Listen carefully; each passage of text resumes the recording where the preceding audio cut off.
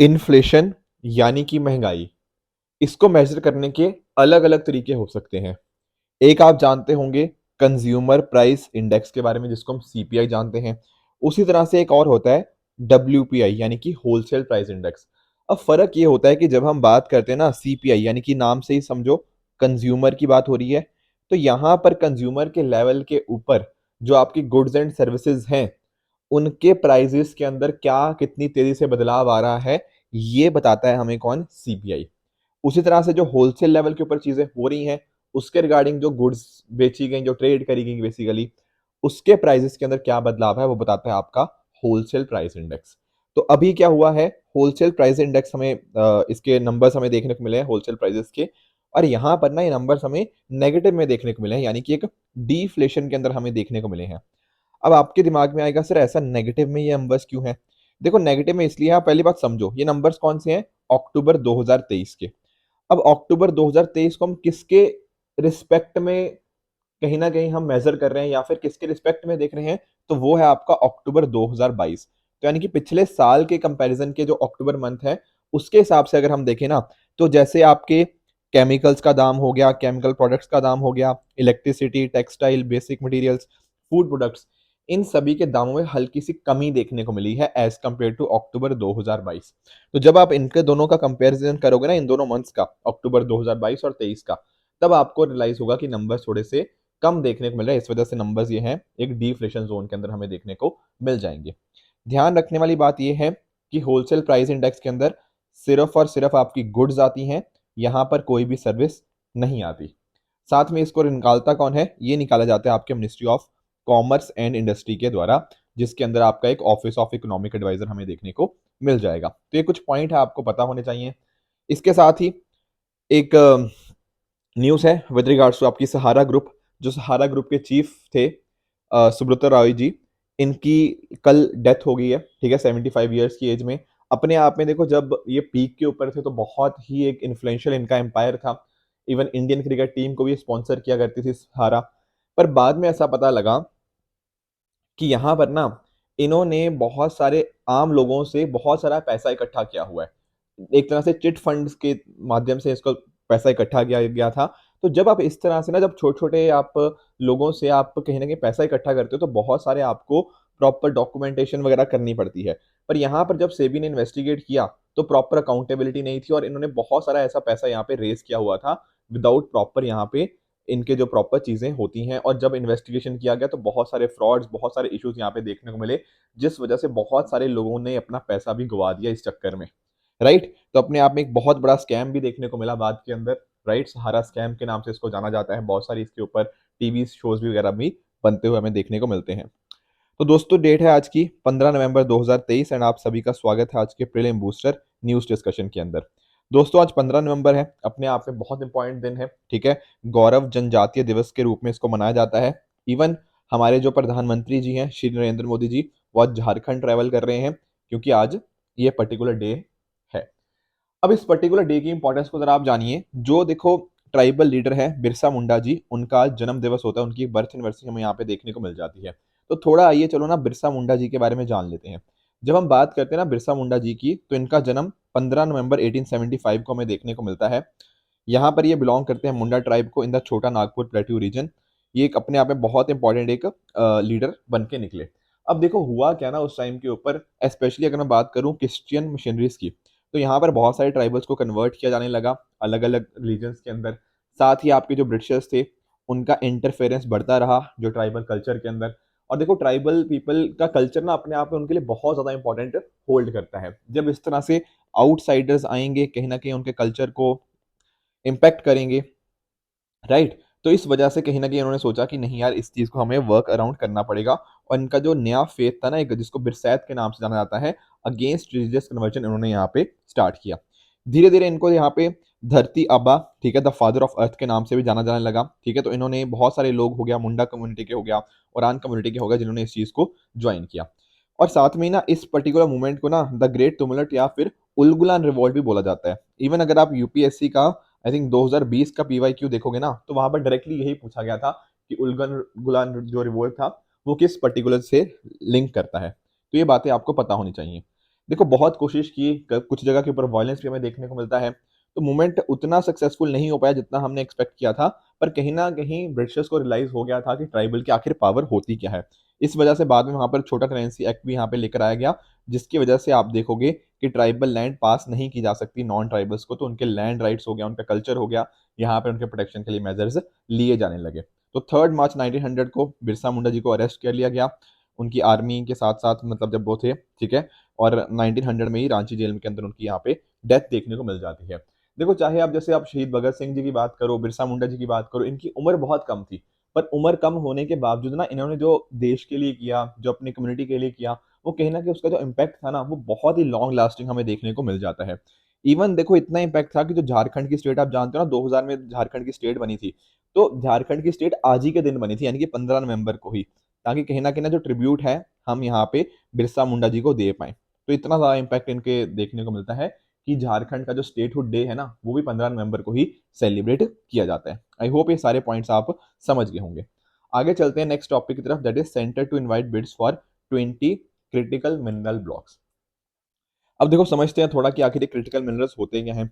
देखो सेंटर के द्वारा ना लगभग ऐसे 30 कुछ मिनरल्स हैं जिनको यहाँ पे ऐसे आइडेंटिफाई किया गया है। देखो ये जो पर्टिकुलर मिनरल्स की मैं बात कर रहा हूँ ना, ये बहुत सारे सेक्टर्स के अंदर रिक्वायर्ड होते हैं, जैसे आपका डिफेंस सेक्टर हो गया, आपका एग्रीकल्चर हो गया, आपका एनर्जी हो गया, आजकल हम बात करें ना इलेक्ट्रिक व्हीकल्स की, आप क्लाइमेट चेंज को टैकल करने के लिए नए नए रिन्यूएबल एनर्जी के सोर्सेज की तरफ मूव कर रहे हो। तो ये सारी चीज़ें ना बहुत ज़्यादा ज़रूरी हैं अगर इंडिया को आने वाले समय के अंदर डेवलपमेंट और ज़्यादा तेज़ी से करनी है। अब देखो बहुत सारे ऐसे मिनरल्स हैं जिनके लिए ना हम दूसरे देशों के ऊपर बहुत ज़्यादा निर्भर हैं। तो अभी हम आत्मनिर्भर हैं नहीं, पर हम कोशिश कर रहे हैं कि इन सभी चीज़ों के अंदर ना हम धीरे धीरे करके आत्मनिर्भर बने।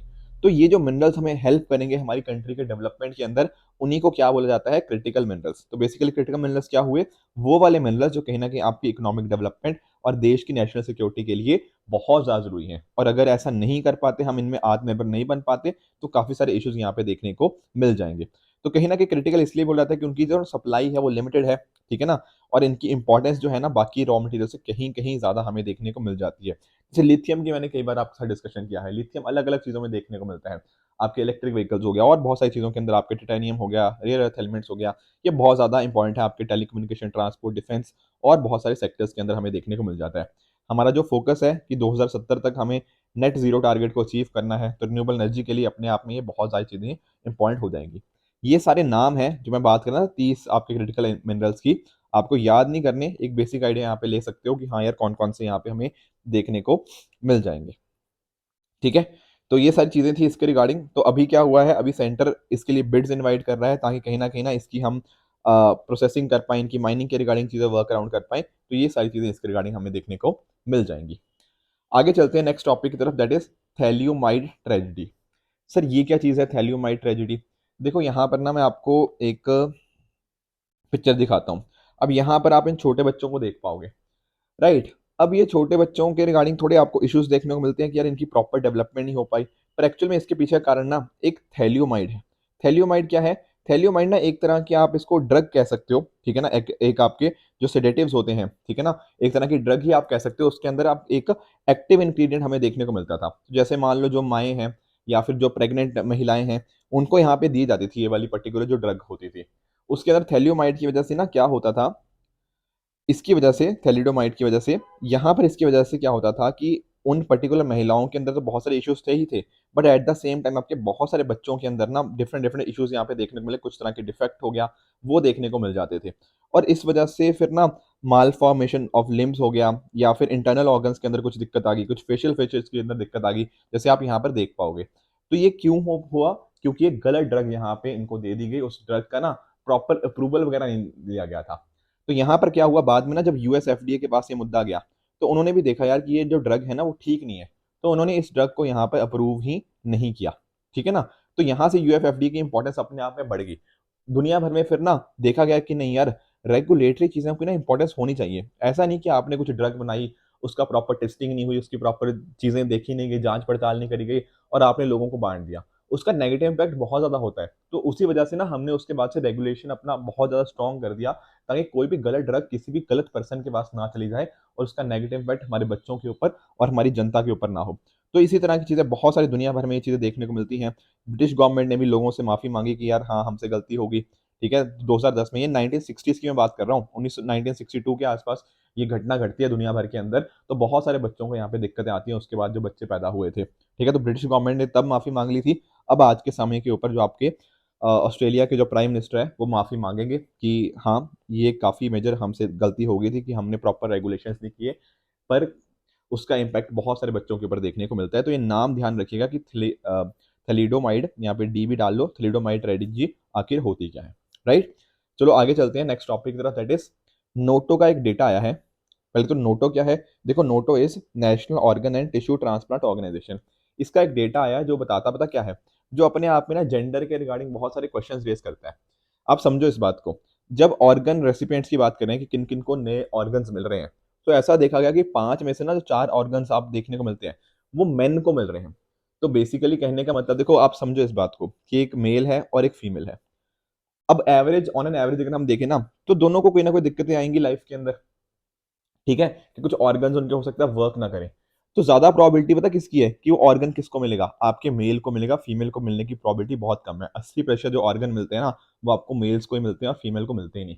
अब इसके पीछे का बहुत सारे कारण बताए जा रहे हैं कि महिलाओं को उतना हमने देखो एम्पावरमेंट ही नहीं किया हुआ कि वो अपनी आवाज उठा पाए, अपने ऑर्गन्स के लिए अपने आप को डिमांड कर पाए।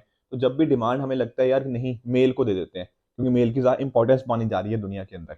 ये अपने आप में बहुत एक गलत चीज है, ठीक है। ये नोटो का डेटा अपने आप में ना जो जेंडर डिस्क्रिमिनेशन होता है उसी को बहुत ज्यादा दिखा रहा है ये डेटा, ठीक है ना। बाकी और अगर आप देखोगे तो highest number of living donor transplant हमें दिल्ली के अंदर देखने को मिल जाएंगे, तमिलनाडु के अंदर। और डिसीज्ड डोनर प्लांट जहाँ पे आपका ब्रेन डेड हो जाता है, वहां से अगर आप डोनर ट्रांसप्लांट करोगे तो वो नंबर्स आपके तमिलनाडु में हाईएस्ट देखने को मिल जाएंगे। एक इंपॉर्टेंट चीज तो देखने को मिलती है कि हमारे यहाँ पे जो नंबर्स है ना, वो बढ़ते हुए देखने को मिल रहे हैं ट्रांसप्लांट्स के अंदर। 2022 के अंदर आज तक के सबसे हाईएस्ट नंबर ऑफ ट्रांसप्लांट्स हमें यहाँ पे देखने को मिल जाते हैं। तो ये तो बात हुई कि कैसे पिछले 5 साल के अंदर लगभग 58,000 ट्रांसप्लांट्स हमें देखने को मिलते हैं। यहाँ पर हमें ना थोड़ा सा नोटो के बारे में भी जानना चाहिए कि आखिर ये नोटो है क्या। जैसा मैंने आपको बताया कि national organ and tissue transplant organisation इसकी फुल फॉर्म है। ये कौन सी मिनिस्ट्री के अंदर आती है, this comes under ministry of health and family welfare के अंदर, जो आपका director general of health services उसके अंदर एक ऑर्गेनाइजेशन आपको देखने को मिल जाएगी। तो जो भी आपके ऑर्गन्स के रिगार्डिंग डिस्ट्रीब्यूशन हो गया, उसका प्रोक्योरमेंट हो गया, कैसे कैसे अलॉट होगा, वो सारे काम इसके द्वारा यहाँ पे देखे जाते हैं। हमारे पास इसके रिगार्डिंग एक पॉलिसी भी है ऑर्गन ट्रांसप्लांटेशन के रिगार्डिंग, जो इंश्योर करती है कि आपके जो गरीब लोग हैं, ऐसा नहीं ना होना चाहिए कि आपने गरीब को कुछ पैसे दे दिए और उसको ऑर्गन खरीद लिए। ये सब नहीं होना चाहिए, ठीक है ना। और एक प्रॉपर प्रोसीजर होना चाहिए, राइट। तो ये सारी चीजें इसकी ट्रांसप्लांटेशन की, सॉरी, ट्रांसप्लांट के अंदर पॉलिसी के अंदर हमें देखने को मिल जाती हैं। तो जो 27 नवंबर है उसको नेशनल ऑर्गन डोनेशन डे के रूप में मनाया जाता है by the ministry of health and family welfare. अगले टॉपिक की तरफ चलते हैं, दैट इज लेक टिटिकाका। देखो, लेक टिटिकाका के रिगार्डिंग ना न्यूज आ रही है कुछ कि क्लाइमेट चेंज की वजह से ना ये जो लेक है ना काफी तेजी से श्रिंक कर दिया, यानी कि छोटी होती जा रही है ये पर्टिकुलर लेक। तो थोड़ा सा इस लेक की लोकेशन हमें पता होनी चाहिए। तो पहली बात तो आप ये देखो कि ये जो लेक है ना आपकी, जो साउथ अमेरिका के अंदर आपका पेरू और आपका बोलीविया, इन दो कंट्रीज के बीच में लोकेटेड आपको देखने को मिल जाएगी। यहाँ से बाकी आप जानते हो कि यहाँ से एंडीज माउंटेन्स भी जाती हैं, तो वहीं पर आपके एंडीज माउंटेन के सिचुएटेड है। कुछ इंपॉर्टेंट फीचर्स और भी हैं आपके कि दुनिया की highest navigable lake lake Titicaca को बोला जाता है। एंड साथ में ही साउथ अमेरिका की लार्जेस्ट फ्रेश वाटर लेक भी कौन सी है, दैट इज लेक टिटिकाका। तो ये कुछ इंपॉर्टेंट फैक्ट्स हैं, 4-5 ही फैक्ट्स हैं, पर अपने आप में डेफिनेटली हर क्वेश्चन यहाँ से डेफिनेटली क्वेश्चन पूछा जा सकता है। तो सारे पॉइंट्स आपको पता होने चाहिए। तो आज के डिस्कशन के बेसिस के ऊपर कुछ मैं आपको होमवर्क दे रहा हूँ, इनका मुझे आप नीचे कमेंट्स में आंसर बताना कि आपके हिसाब से कौन सा ठीक है एंड कौन सा गलत है। उसी तरह से डोकलाम एरिया पिछले कुछ दिनों में पहले डिस्कस भी किया था, तो एक बार कोशिश कीजिएगा इसका आंसर बताने की। And secondly stand by arrangement, ये भी डिस्कस किया था मैंने आपके साथ ही, तो इसको भी ट्राई करना। कल पारस सर ने डिस्कस किया था, उससे पहले आई थिंक मंडे को जब मैंने डिस्कस किया था तो मैंने आपको कुछ होमवर्क दिया था, उसका मैं आपको आंसर बता देता हूँ कि क्या क्या इनका आंसर होगा। पहला है मूविंग ऑफ इंफॉर्मेशन सिस्टम की, अगर हम बात करें तो कह रहा है कुछ स्पेसिफिक कैटेगरी ऑफ व्हीकल्स, ठीक है, जहां पर हम पेडेस्ट्रियंस और साइकिलिस्ट को कहीं ना कहीं प्रोटेक्ट करने की कोशिश करते हैं। बिल्कुल ठीक बात है, हमने इसको देखा भी था, विजुलाइज भी किया था। एफएओ की अगर हम बात करें, फूड एंड एग्रीकल्चर ऑर्गेनाइजेशन की, तो क्या इसके हेडक्वार्टर्स हमें पेरिस फ्रांस के अंदर देखने को मिलते हैं? जी नहीं, ये आपके रोम इटली के अंदर हमें देखने को मिल जाएंगे। तो आपकी सेकंड स्टेटमेंट फॉल्स हो जाएगी। थर्ड, जेबी कृपलानी जी के बारे में, तो क्या ये कांग्रेस पार्टी प्रेसिडेंट 1906 में थे? अरे बिल्कुल ही गलत है, यहाँ पे कर दिया, 1906 में कैसे हो सकते हैं, ठीक है। 1906 में कौन था वो भी मुझे बताना, ठीक है। 1946 इसका करेक्ट आंसर बन जाएगा। इसके अलावा मैंने आपको होमवर्क दिया था कंटेम्प्ट ऑफ कोर्ट के बारे में। तो देखो कंटेम्प्ट ऑफ कोर्ट की अगर हम बात करें तो आर्टिकल 129 बिल्कुल ठीक है, सुप्रीम कोर्ट को पावर करता है, 215 आपका जो हाई कोर्ट्स को पावर करता है, ताकि कहीं ना जो सुप्रीम कोर्ट और हाई कोर्ट की जो बेसिकली जो कोर्ट की डिग्निटी है ना, उसको यहाँ पे हम मेंटेन कर पाएं। उसी वजह से हमारे पास एक कंटेम्प्ट ऑफ कोर्ट एक्ट भी हमें देखने को मिल जाता है 1971 के अंतर्गत, जहां पर कंटेम्प्ट को दो तरह से डिवाइड किया गया है, civil contempt and criminal contempt. हमने इसके बारे में भी चर्चा करी थी। तो पहली बात तो ठीक है।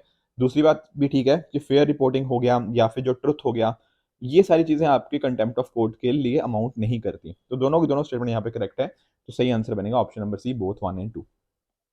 इसके अलावा मैंने एक्सप्लेनेशन इसकी दे दी है, आप इसको पढ़ भी सकते हो, वैसे हमने ऑलरेडी डिस्कस कर लिया है। यहाँ पे मैंने आपको होमवर्क दिया था वाइब्रेंट विलेज प्रोग्राम के बारे में कि क्या क्या चीजें इनकरेक्ट देखने को मिल जाती हैं। तो पहली बात तो ये समझो कि यहाँ पर जो मिनिस्ट्री लिखी हुई है, मिनिस्ट्री ऑफ रूरल डेवलपमेंट, बिल्कुल ही गलत है।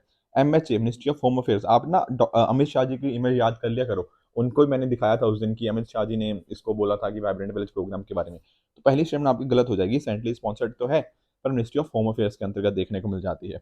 फिर कह रहा है हिमाचल प्रदेश, उत्तराखंड, अरुणाचल प्रदेश, सिक्किम, लद्दाख, ये सारे बॉर्डर विलेजेस को ये कवर करेगा। बिल्कुल ठीक बात है। बेसिकली हम ना अपने बॉर्डर विलेजेस को थोड़ा बेहतर करने की कोशिश कर रहे हैं, वहाँ के लोगों की क्वालिटी ऑफ लाइफ को बेहतर करने की कोशिश कर रहे हैं, ताकि देश की सिक्योरिटी भी साथ साथ बेहतर हो और लोगों की जिंदगी भी बेहतर हो पाए। इसके अलावा बात करी जा रही है कि ग्राम पंचायत की हेल्प से आपके जो डिस्ट्रिक्ट एडमिनिस्ट्रेशन है वो यहाँ पे इन प्लान्स को क्रिएट करेगा। बिल्कुल ये बात भी अपने आप में करेक्ट बन जाएगी। चौथी बात कह रहे हैं कि border area development programme BADP के साथ इसका कोई भी ओवरलैप नहीं होगा। बिल्कुल ये बात भी ठीक है। याद करो मैंने गति शक्ति भी आपको उस दिन समझाया था, कहीं ना कहीं मेरा फोकस यही था उस दिन कि ना ऐसा नहीं होना चाहिए कि दोनों सारी चीजें अलग अलग काम कर रही हैं और एक दूसरे के काम में दखल अंदाजी हो रही है, ओवरलैप हो रहा है चीजों का। नहीं, कोऑर्डिनेशन होना चाहिए कहीं ना कहीं, एंड आप उस तरह से काम करोगे तो कोई भी ओवरलैप नहीं होगा।